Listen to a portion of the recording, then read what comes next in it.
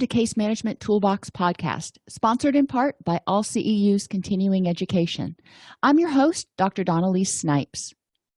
Case Management CEUs are available for these podcasts at allceus.com/case management. That's allceus.com/case management.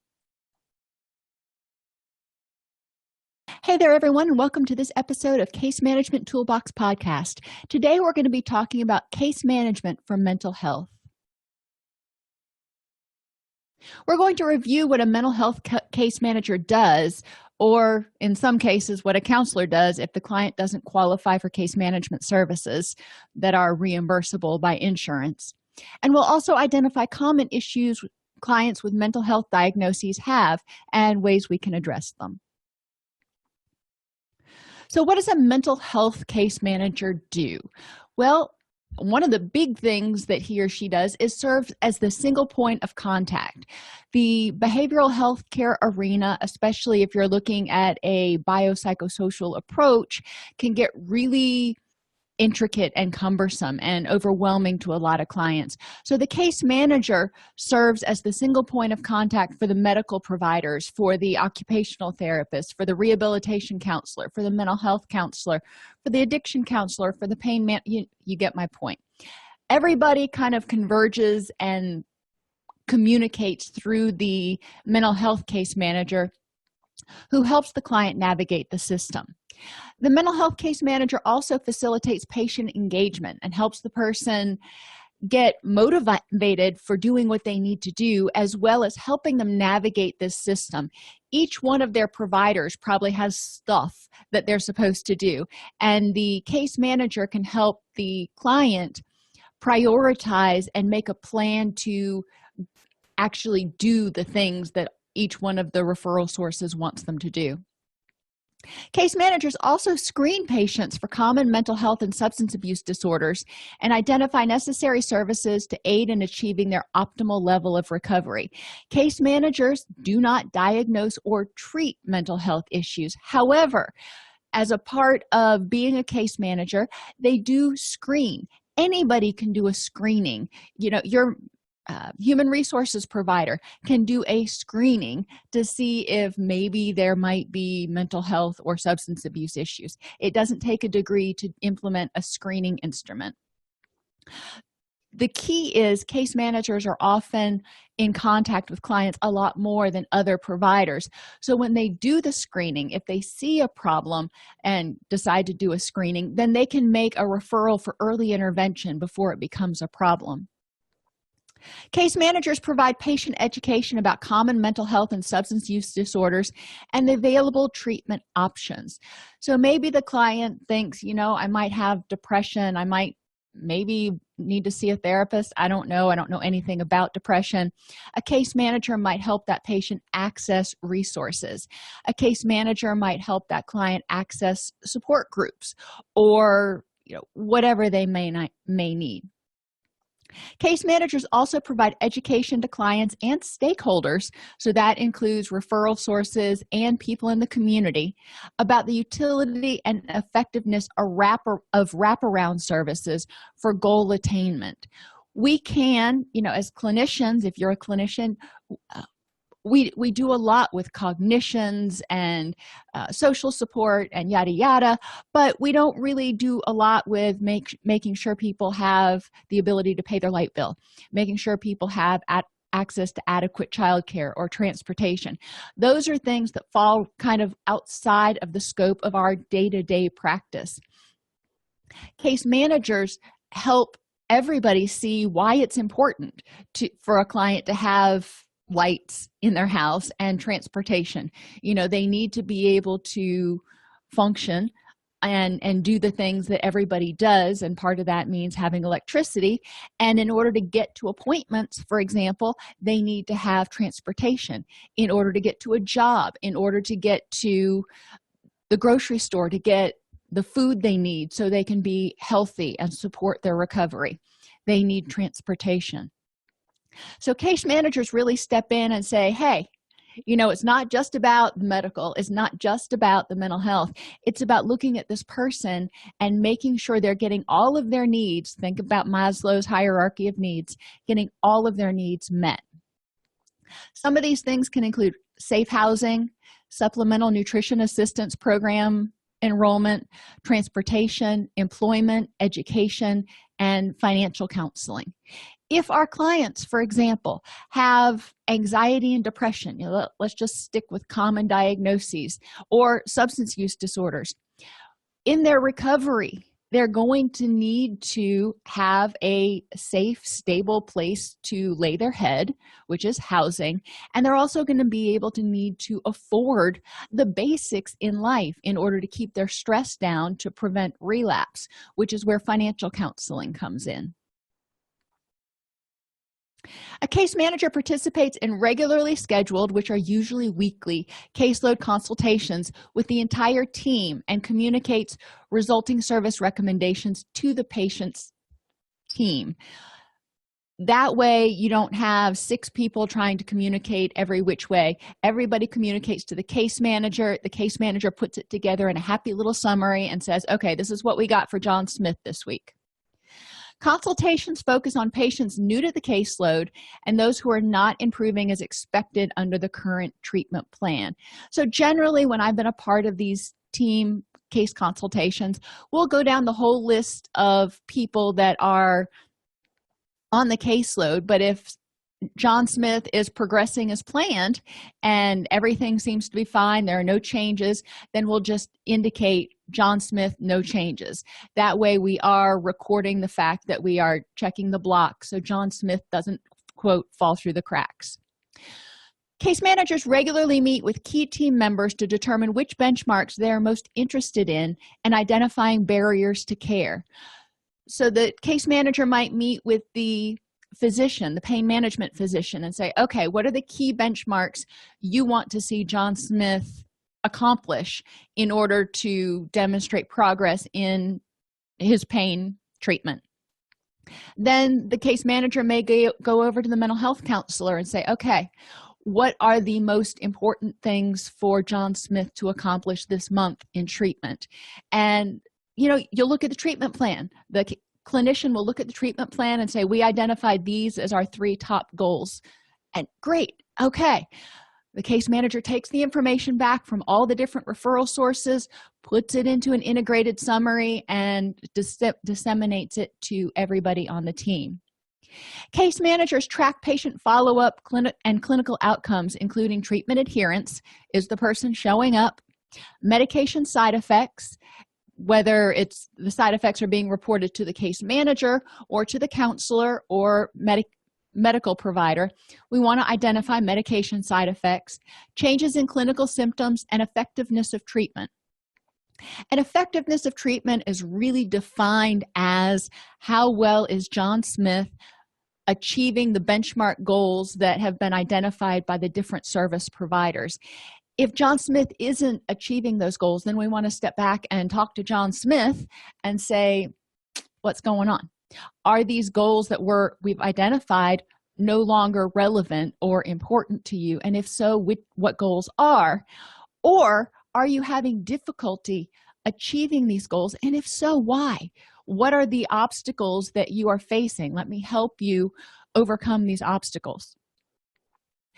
Case managers will document in-person and telephone encounters in the electronic health record and use the system to identify and re-engage patients. So the case manager will go down through their list, and case managers generally have a huge caseload. So they'll go down their list and they'll identify clients who seem to have been less attentive to treatment, or maybe they haven't come to their last 2 weeks worth of appointments. The case manager can easily see that in the EHR and can flag that patient for follow-up to find out what's going on with them and make sure that they don't, fall between the cracks. Case managers document patient progress and service recommendations in the electronic health record and other required systems to be shared with other treating providers. Now, ideally, all the treating providers can access the electronic health record that this client's file is being maintained in. That's not necessarily always true. So it's important, if you're working with external referral sources, to figure out, okay, how are we going to make sure that everybody is literally on the same page with this client? Case managers facilitate plan changes for patients who are not improving as expected or who have reached maximal gains in consultation with the treatment team. So the case manager will go back to the treatment team and say, okay, John Smith isn't progressing as expected, and these are the things he identifies as being current obstacles to his progress. These are the things that I've heard from you guys as current obstacles to his progress. So what needs to happen? How do we need to change our approach as a team to help John Smith start moving forward again? Or if John Smith has reached maximal gains, then the case manager will come back to the table and go, hey, he's achieved every benchmark you wanted him to achieve. I don't think that he needs to be at this level of care anymore. So what's the next step? How do we step him down to the next level of care, whatever that looks like? Case managers facilitate referrals for clinically indicated services within and outside of the organization. Some organizations, like one of the ones I used to work for, we had a little bit of everything. We had primary care, we had crisis stabilization, we had addiction treatment, detoxification, and outpatient day treatment. We had the whole gamut of behavioral health services and some health services. But we didn't offer housing assistance, vocational rehabilitation, legal assistance. So those were things that we needed to refer to outside agencies for. And the case managers that worked at our agency knew what services we offered and knew what services were available in the community where the client lived. We served a 13-county region, so there were a lot of things to kind of keep your finger on the pulse of. Case managers follow up with clients and referral services to ensure effective linkages. So whether it's within your agency or outside of your agency, the case manager is going to follow up with the client and say, hey, did you meet with the vocational rehabilitation counselor? And the client will give a report about how well it went or if it went. But the case manager also needs to reach out to that vocational rehabilitation counselor and go, hey, how did the meeting with John Smith go? Obviously, assuming there's a release of information or appropriate protocol is in place, and get information from the VR counselor.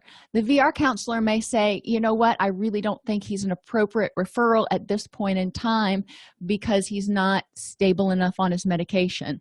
Or he showed up, but it smelled like he hadn't bathed in about 3 weeks. So we need to address some of these other things before he starts looking for a job. That helps the case manager make appropriate referrals. It helps the case manager help the client identify anything that may prevent them from taking full advantage of the referral, and just make sure everything goes smoothly. Case managers develop and complete relapse prevention plans with patients at admission and review those plans with those who have achieved their treatment goals and are being discharged. So yes, counselors and pretty much every service provider is going to develop a discharge plan beginning at admission. Why do we do this? Number one, to increase client engagement. But number two, we never know with any client if it's going to be their last session. Sometimes clients come once and never show up again.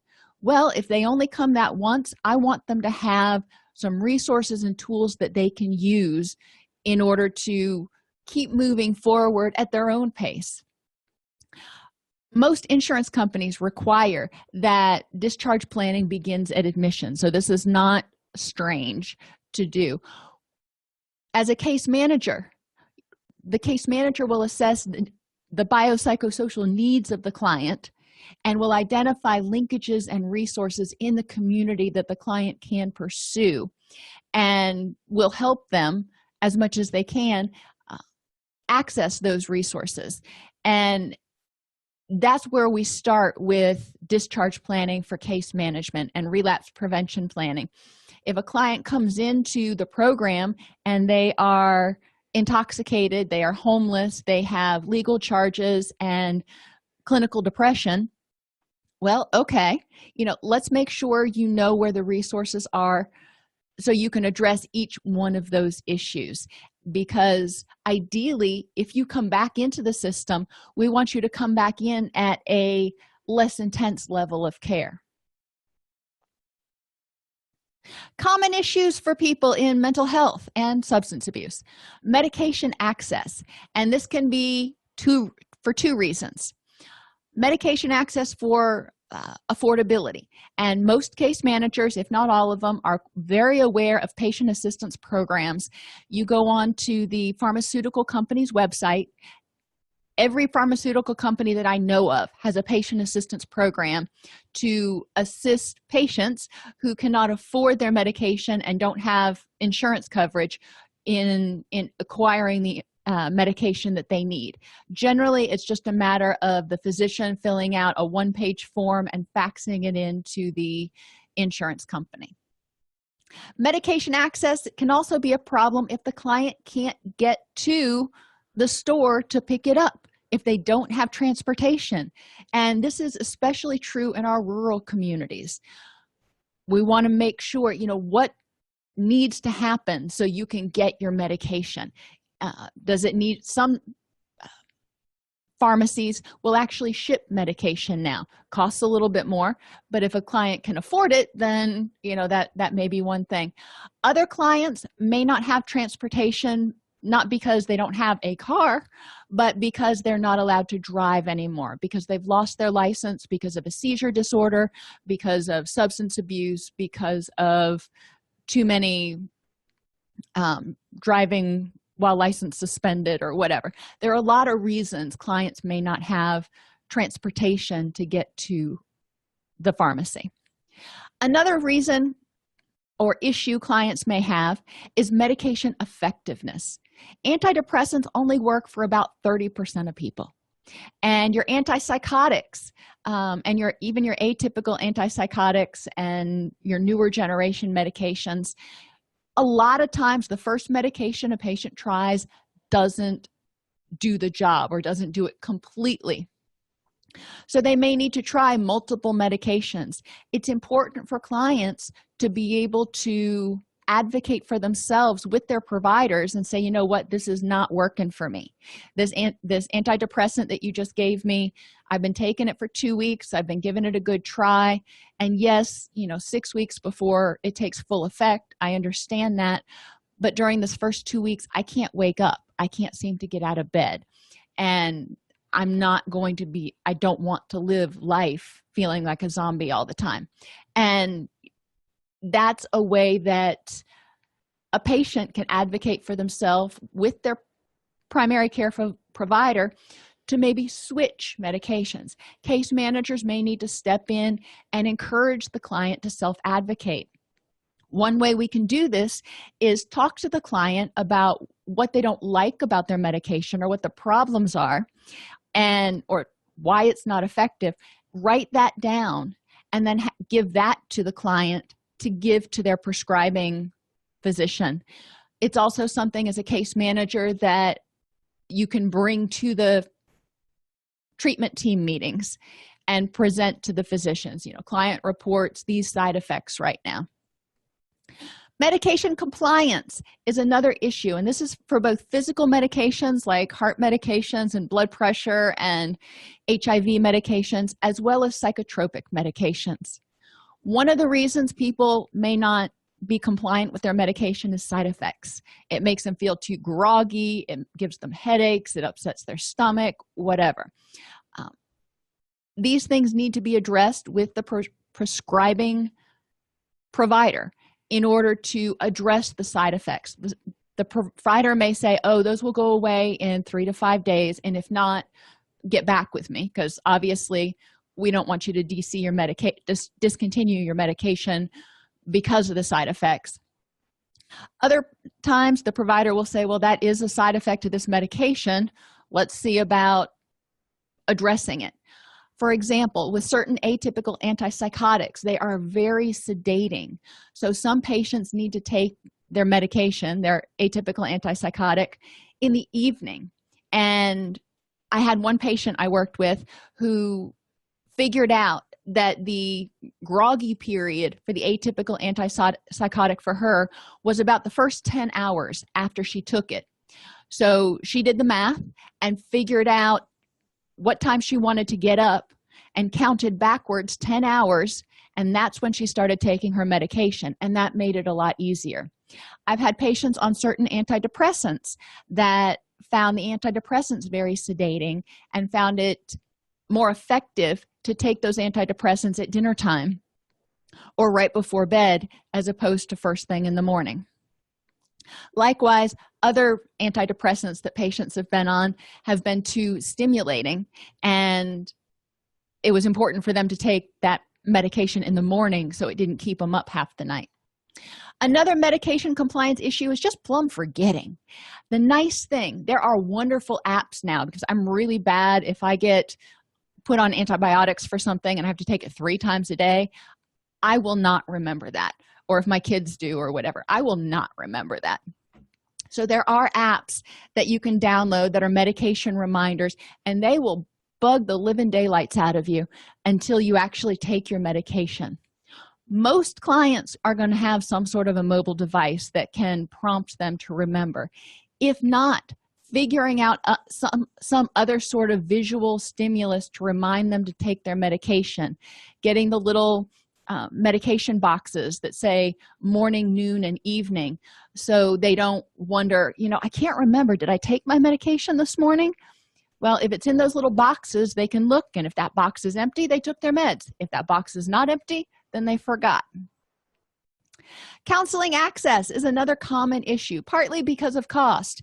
And I saw in one place today a provider that, a lot of providers I've seen lately are charging upwards of $120 to $150 per hour for individual sessions. Most of my clients, heck, most of my friends can't afford that. So cost can become very prohibitive, and you say, well, insurance will pay for it. Well, no, insurance won't pay for it until the person has met their deductible. And a lot of people, because insurance has gotten so expensive, have such incredibly high deductibles that they are not going to make that deductible without causing themselves significant financial hardship. So it comes down to they're just never going to be able to afford counseling. Now, clients who are on Medicaid and Medicare are in a bit of a different group because their deductibles and copays are significantly lower. That doesn't mean it's easy. Just because somebody's copay is only $5 doesn't mean they can afford it. Some people don't have that $5. They're trying to get change from the couch cushions just to buy dinner. We do need to pay attention to that and figure out how we can best assist clients in accessing services that are affordable to them. And transportation is another issue, as well as work, and we'll get to work in a minute. If, for example, the client lives in a remote area, they may not be able to get from a rural town into the suburbs to see a clinician. So if you have satellite offices, that's great, but most of the time anymore, telemental health is kind of the go-to option for clients in rural areas, and we need to advocate with agencies to really start implementing telemental health. Most phones can do VC or any of your HIPAA compliant telemental health things. And jobs. Many clients work jobs where they can't afford to take time off. They don't have paid leave. So if they take time off, they're actually losing money because they're just not going to get that back. So they look for counseling services that are either before or after their work hours. Well, most clinicians operate on banker's hours, which is when most clients are actually working. which makes it more difficult for them to access services. If your agency is willing to have a rotating schedule where there is a clinician available in the evening, 2 nights a week or something, that can be really helpful, and or on the weekends. Counseling effectiveness is another issue. A lot of clients don't realize that all clinicians are not made the same, and all approaches are not appropriate for every single condition or for every single person. Not everybody's going to respond to cognitive behavioral therapy. Not everybody's going to respond to humanistic or experiential. It's important for the clinician to be able to understand the client's needs. Additionally, sometimes counseling is not effective just because there is no rapport. The client walks into the clinician's office the first time, they plop down, the clinician almost never makes eye contact, just works furiously on the assessment intake, and then makes a follow-up appointment, and the client feels very much like a head of cattle being herded in and just a number. It's so important to develop rapport. Many clients have bad experiences, or many clients I've worked with have had bad experiences with, quote, the system. So when they come in, they're already a little bit suspicious and leery and not confident that we can help them. And then if the first session, or worse yet, first 2 sessions, make them feel like they're not being heard and that they are not an important individual, then they will likely not engage, which can obliterate, not even reduce, but obliterate the effectiveness of counseling. As case managers, we can ask them how their appointments are going, how they feel about their clinician, whether they feel they're being heard, what the rapport is like, if they feel it's working. If yes, then great. If not, tell me a little bit more about what you think would help instead, or what might work better, and then advocate for the client to discuss that with the clinician, but also talking with the client about getting permission to share that with the clinician, so the case manager and clinician can have a powwow. Support system is another common issue. A lot of times, support systems of the identified patient, the person with the severe and persistent mental illness or the addiction or whatever, may not have any clue how to help the individual. They're just like, we want to help, but we're at our wits' end and we don't know what to do. It's important for case managers to reach out to those support people with appropriate releases of information and say, what information can I provide you, or what services can I link you with to help you better support your loved one. Respite care is another important service. If you have, for example, a child who has severe autism or some other mental health condition, since this is mental health case management, some other mental health condition that requires a lot of intensive supervision and care and can be challenging at times, the primary care provider is going to need a break. They are going to need a time where they can make sure that the child is well taken care of, but they can get time for themselves to take a break and take a breather and be their own person. So case managers can help facilitate linking the family with respite care resources. Caregivers, support system, may also need counseling to deal with grief or other issues surrounding the issues of the client. Maybe you're working with a client who had some sort of an accident and had a traumatic brain injury and is also experiencing major depression or something. And if the caregiver, for example, happened to be driving when this accident took place, the caregiver may need to deal with grief surrounding that. If the child is born with some sort of mental health issue, then the parents may need counseling to deal with grief issues surrounding the fact that this child may never be able to live independently because of their cognitive or mental health problems. Yet another common issue is child and respite care. Like I said earlier, the caregivers need respite care if they are taking care of a child with or an adult with significant illnesses. And obviously you can have people who are chronologically adults who are not able to live independently, and they still are living with their primary caregivers. Some people in mental health case management, in mental health counseling, especially those with severe and persistent mental illnesses, we've found that many people with severe and persistent mental illnesses and in recovery from addictions and stuff benefit from employment or some sort of meaningful activity. It may be volunteer work, it may be supported employment, or it may be full-out employment. Case managers can help link the person with vocational rehabilitation services to facilitate that. But if the person also has children, then they may need help accessing childcare so they can participate in that aspect of their treatment plan. Some people may also need help with parenting education or assistance, whether it's their first child and maybe it's a 15-year-old mother, or if it's a child that they have who has autism or ADHD, the caregivers may need assistance with parenting education in order to understand how to help this child with their particular unique needs. Another case that may come up if you're working with families is you may be working with a parent who has a substance use disorder and a case plan with the Department of Children and Families.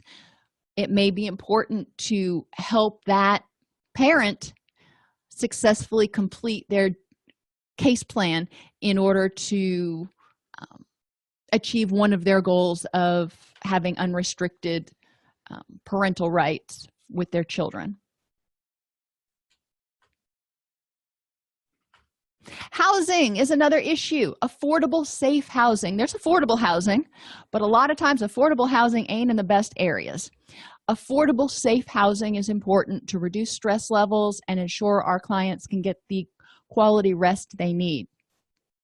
Safety is another issue. We don't want clients in environments where they are unsafe, where they can be taken advantage of because of their mental health issues, or in the case of substance abuse, where, as one of my clients put it, dealers come to your door like the Avon lady. We do want to make sure that we, as case managers, we assess the environment. Nutrition is important. It provides the building blocks for the person to be as happy and healthy as possible given their current physiological and environmental circumstances. They need to be able to afford it, so making sure they're connected with supplementary nutritional assistance programs. They may need help shopping.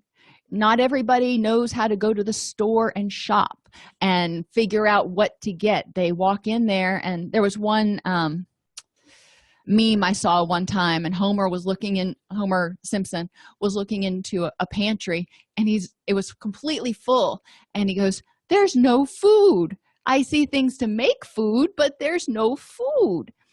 And a lot of people, especially these days it seems, really have no clue about how to make a shopping list to get the ingredients they need to put together food if it's not already pre-assembled. Teaching basic cooking, teaching basic grocery shopping is important for a lot of people to help facilitate their independence. And activities of daily living, like how to pay your bills and balance your checkbook or balance your bank account. A lot of people don't have checkbooks anymore. In the case of certain mental health conditions, the person may not be able to pay their own bills or may not want to have access to the money that's in their account because they may spend it. And that can be true for somebody in recovery from substance abuse or somebody who has bipolar disorder. They may choose to have a proxy, if you will, who is a co-signer on their account, or somebody who has financial power of attorney. That gets into a sticky wicket because that's a big deal to give somebody financial power of attorney, but sometimes it ends up becoming important. And hygiene, helping people recognize that, when you take a bath, you need to do it every day, and you need to use soap, and don't forget to wash behind your ears or whatever. Meaningful engagement is another issue that's important for a lot of clients, and we talked a little bit earlier about this with employment. Supported employment is one thing that case managers can link clients with. Supported employment is paid employment for people with developmental disabilities who, without long-term support, are unlikely to succeed in a regular job. It facilitates competitive work in integrated work settings for individuals with the most severe disabilities who need ongoing support services in order to perform their job. Supported employment provides assistance such as job coaches, transportation, assistive technology, specialized job training, and individually tailored supervision. And there are a lot of places that are willing to work with people who need supported employment, and a lot of grocery stores and the chain big box stores, those types of places, are often willing to take on a few people who require supported employment. Some people may not be able to engage in supported employment. Their mental illness, for whatever reason, is prohibiting that, so they may do better in clubhouse or day treatment, and that's when they leave their house, they're picked up, or they're taken to a place where they engage with peers throughout the day. And the clubhouses that I was involved with when I was in Florida, they had games, they had television, they had recreation therapists, they had counseling, they had a variety of things to enhance the lives and skills of the participants. Hopefully, maybe one day to get the person to the point where they can engage in supported employment, but maybe not. But this at least got them out and provided them some social support. People with severe and persistent mental illness benefit greatly from case management. Case managers pick up where counselors leave off and help identify needs and services and coordinate the referrals for those services.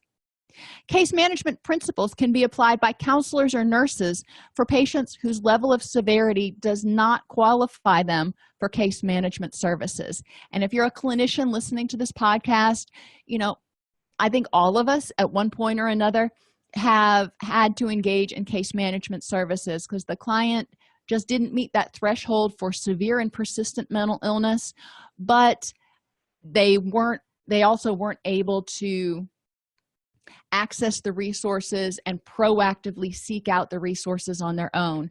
So they needed our help identifying and linking with those resources. Additional reading can be found in these two articles, and you'll be able to click on them once I publish the PDF. Have a great day, and I will see you next time. Thank you for listening to Case Management Toolbox Podcast. Go to allceus.com/case management to access the CEU course for this episode. You can also subscribe to Case Management Toolbox Podcast to be notified when new episodes are released.